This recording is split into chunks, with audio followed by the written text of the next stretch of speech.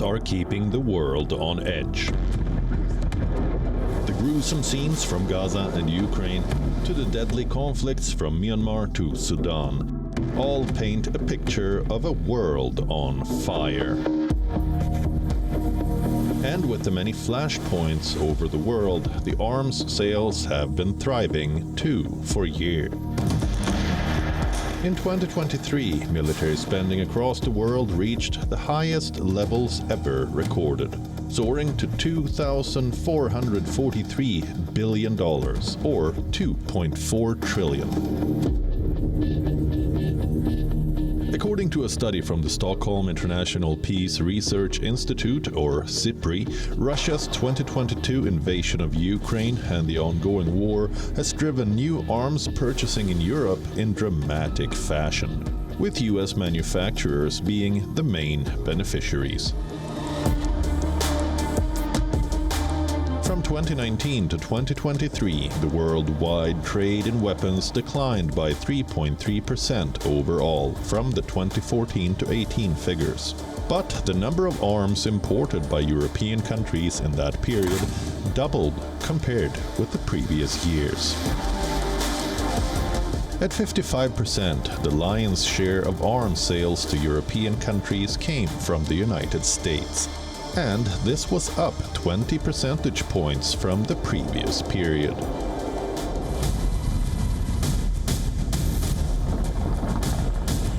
In this episode, let's take you inside the Arms Bazaar and understand what is the big deal about the global arms trade. Who are the top 5 exporters of arms? What is the repurposed Arms Bazaar? Who profits from wars? And what about the arms that enter the black market? Most importantly, who fuels them?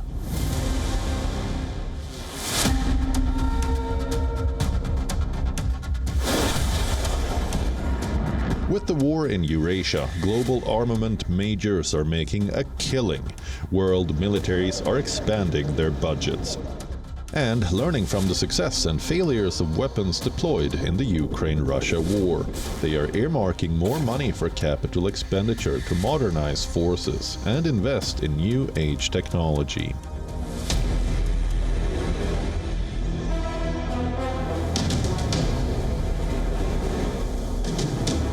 According to the Stockholm International Peace Research Institute, a global authority on arms trade and production, in 2022, revenues from sales of arms and military services by the 100 largest companies in the industry totaled $597 billion.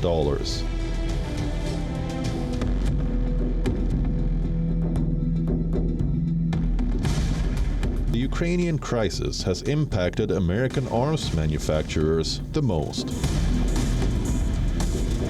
Since Russia's February 2022 invasion, the US sent more than $44 billion worth of weapons, maintenance, training, and spare parts to Ukraine. The latest aid package given to Ukraine by the United States is part of a $95 billion package, which also includes military support for Israel and Taiwan. This includes at least $8 billion to resupply Ukraine with missiles and ammunition. The US bolstered its position as the world's dominant arms exporter, while Russia saw its sales abroad drop by more than half. The latest data by SIPRI, out in the month of March this year, reflects in part the effect of global conflict in Ukraine. Russia has reoriented its defense industry to support its war there, while the US has sent weapons in large quantities to Kyiv. The weapons to Ukraine have been in line with the requirements that Ukraine generally has tended to suggest they need.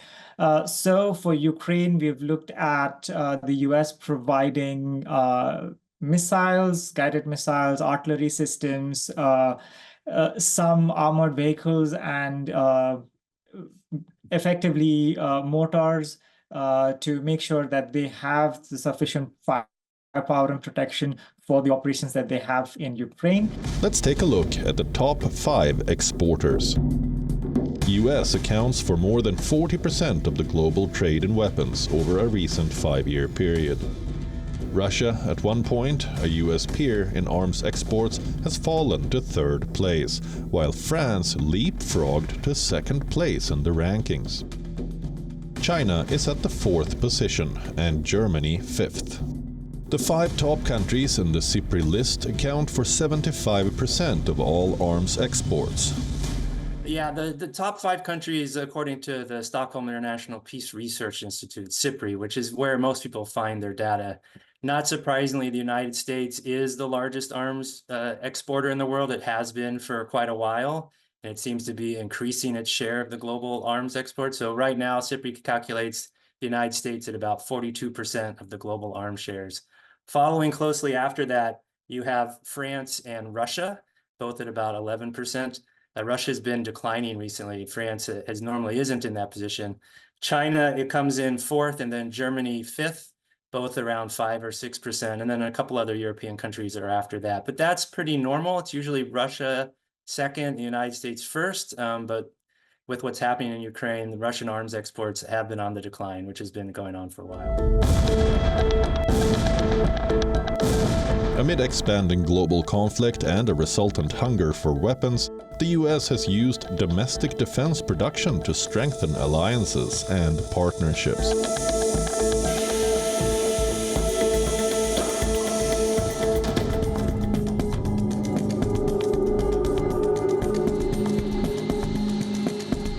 And not just that, recently the United States has purchased 81 Soviet-era fighter and bomber aircraft from Kazakhstan, which had auctioned off 117 military planes, including MiG-31 interceptors, MiG-27 fighter bombers, MiG-29 fighters, and Su-24 bombers. These aircraft, stemming from the 1970s and 1980s, were sold for a total of 1 billion Kazakhstani tenge, approximately $2.26 million, averaging about $19,300 per plane. Historically, Kazakhstan has been a close ally of Russia, but it is now increasingly aligning with Western interests and is upgrading its air fleet, leading to the disposal of these aged aircraft described as unusable for modern warfare. And if Kazakhstan is disposing of these weapons, why is the United States buying them? That's the bigger question. While the purpose behind the US acquisition remains undisclosed, speculation suggests its potential deployment in Ukraine, as it continues to rely on Soviet-era weapons, integrating them with Western technology to bolster its defenses against Russian aggression. The aircraft could either be used for spare parts or strategically as decoy at airfields to confuse enemy targeting. So what are the features of these fighter jets? Let's understand. The MiG-31 is a supersonic interceptor. It was crucial during the Cold War for defending Soviet airspace. The MiG-27 is a derivative of the MiG-23. It has served primarily in ground attack roles and saw extensive use during the Soviet-Afghan War. The MiG-29 remains active in several air forces due to its prowess in air-to-air combat. And the Su-24 is an all-weather tactical bomber and is still operational in various countries, including the Russian and Ukrainian air forces. This recent acquisition underscores the delicate balance Kazakhstan maintains between its historical ties to Russia and its burgeoning relationships with Western nations. There are several reasons by which the US could need them. It's actually a matter of speculation. Again, some of those reports suggest that the US could use them to supply to Ukraine. But then again, there's also suggestions that they could be used as decoys elsewhere to trick, say, offensive forces. So those are potential reasons of why you could use them. There's another suggestion that it could just be a way by which spares are denied to either or parties. And so, there are several reasons by which somebody could do that. It wouldn't be the first time that the US has actually bought Soviet era equipment or Russian equipment. They do that every now and then for their own purposes as well. We'll just have to wait and see if there are any credence to those speculations. American defense firms are the indisputable leaders of the world arms sales industry. The sales of U.S. military equipment to foreign governments in 2023 rose 16% to a record $238 billion, as countries sought to replenish stocks sent to Ukraine and prepare for major conflicts. Foreign governments buy arms from U.S. companies in two major ways: direct commercial sales negotiated with a company, or foreign military sales, in which a government typically contacts a Defense Department official at the U.S. Embassy in its capital. Both require U.S. government approval. Direct military sales by U.S. companies rose to $157.5 billion in fiscal 2023 from $153.6 billion in fiscal 2022. While sales arranged through the U.S. government rose to $80.9 billion in 2023 from $51.9 billion the previous year. Here's a roundup of the top 5 arms-producing and military service companies worldwide in 2022, in arms sales published by Statista in March 2024.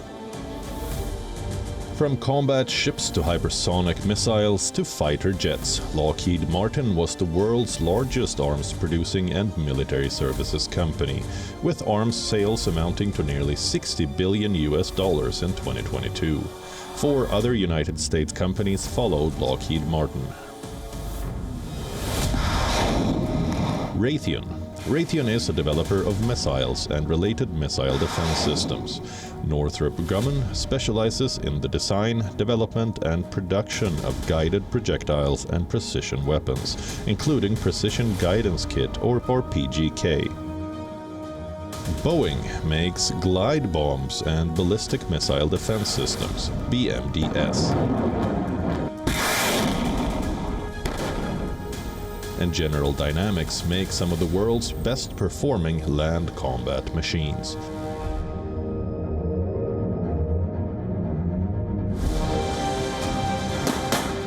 As the data shows, the United States is the world's largest arms exporter. It is responsible for 41.7% of international arms sales between 2019 and 2023, up from 38.6% between 2017 and 2021. In the recent past, the country supplied arms to over 100 countries. So, which countries depend heavily on the US for the import of arms? The Middle East. The Middle East imports high volumes of arms, mainly from the USA and Europe. 30% of international arms transfers went to the Middle East in 2019 to 23. 3 Middle Eastern states were among the top 10 importers in 2019 to 23: Saudi Arabia, Qatar, and Egypt. And the country that tops the list of importers of arms is India. India is followed by Saudi Arabia, Qatar, Ukraine, Pakistan, Japan, Egypt, Australia, South Korea, and China. India is the world's largest arms importer. Between 2019 and 23, the country bought 9.8% of the total global arms imports. This growth is partially attributed to emergency procurements following the prolonged military standoff with China. Russia has historically been India's primary weapons supplier, accounting for 36% of its arms imports. However, the trend is shifting. India is increasingly diversifying to include Western countries and domestic arms manufacturers. France and the United States are emerging as key suppliers to India, collectively accounting for 46% of its arms imports. The trend is expected to continue with significant contracts in the pipeline.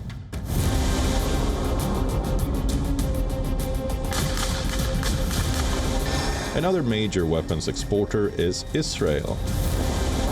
But its military has heavily relied on imported aircraft, guided bombs and missiles to conduct what was one of the most intense and destructive aerial campaigns in recent history. In the wake of the war in Gaza after Hamas's deadly October 7 attack, public scrutiny has mounted over military aid to Israel. The US is by far the biggest supplier of arms to Israel. It has helped it to build one of the most technologically sophisticated militaries in the world. According to SIPRI, between 2019 and 2023, the US accounted for 69% of Israel's arms imports.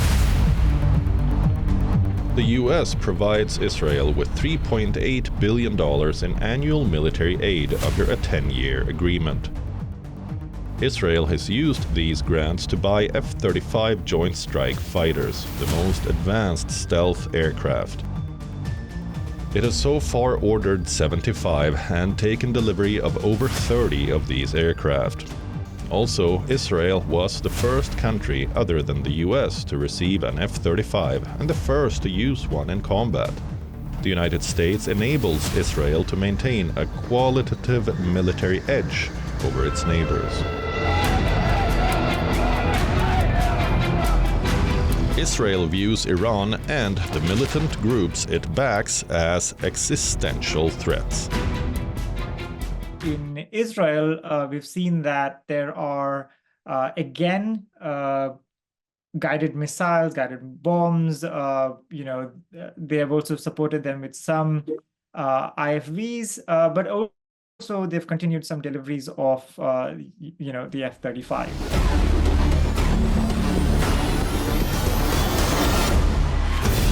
Iran's arms industry is also growing rapidly, turning the country into a large-scale exporter of low-cost, high-tech weapons. Battlefields in Europe and the Middle East showcased Iran's emergence as a global arms supplier.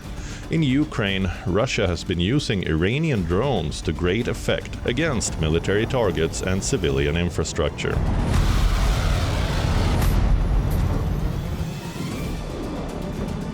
Iranian drones in Ukraine have shown a leap in engineering. They are more accurate with improved radio communications, onboard computers, and measurement tools. In West Asia, the influence of Iranian weapons technology isn't limited to drone production. Hamas used Iranian-made explosives and anti-tank warheads when it attacked Israel on October 7. Iran sold $1 billion in weapons from March 2022 to March 2023, 3 times as many as the previous year. And that's all that is accounted for officially. What about the illicit arms that keep floating around in the market? The Iranian government has long been accused of shipping weapons to the Houthi rebels in Yemen, fighting for control of the country. In 2022, the US seized thousands of weapons in the Arabian Sea. It said they likely came from a single port in Iran, signaling that Tehran was exporting arms to Yemen and elsewhere. The arms seized by the US Navy included rocket launchers, machine guns, and sniper rifles. Iranian authorities did not immediately respond to the report. A Houthi official in Yemen called the allegations of Iranian weapons smuggling an illusion. Also in the year 2022, Russia claimed some of the weapons the West is sending to Ukraine are spreading across West Asia and ending up on the black market. These firearms are all illegally brokered, traded, diverted, or trafficked. They also included those that are in active criminal insurgency or terrorist hands, or stockpiled by militant groups. So how do these weapons enter the black market, and who is behind them? When you say black market, it implies that there's a certain amount of mystery to it. It's pretty clear that the weapons that are highest in demand for some of the illicit transfers are those that are coming or originally are sourced to designs being made in Russia and China. There's a good reason for this. It's because those countries do not apply a human rights test to their arms exports. And it's also because many of these weapons are relatively simple and easy to maintain. So you see countries such as North Korea exporting weapons of this design liberally through the world. There's always concerns about weapons leakage out of conflicts. We often see that in Africa is one of the big areas of concern. A lot of us were concerned about that happening with Ukraine. Thus far, the evidence has been that the Ukrainians are holding on to the weapons. We haven't yet seen a massive outflux of weaponry from that conflict into the region, but we can almost certainly expect that to occur at some point. That has been the history. These transfers are a clear violation of national and international laws and take place without official government consent or control, including cases of diversion and illicit cross-border trafficking. Ever since Russia's invasion of Ukraine in 2022, the US has provided Ukraine with billions of dollars in military assistance. Guess who profits from such wars? When the bombs are dropped, thousands of private military contractors benefit. Wars are, after all, business as usual for them. From Gaza to Ukraine to the South China Sea, the arms trade has devastating implications. The writing is on the wall. It is important to regulate the arms industry at the international level.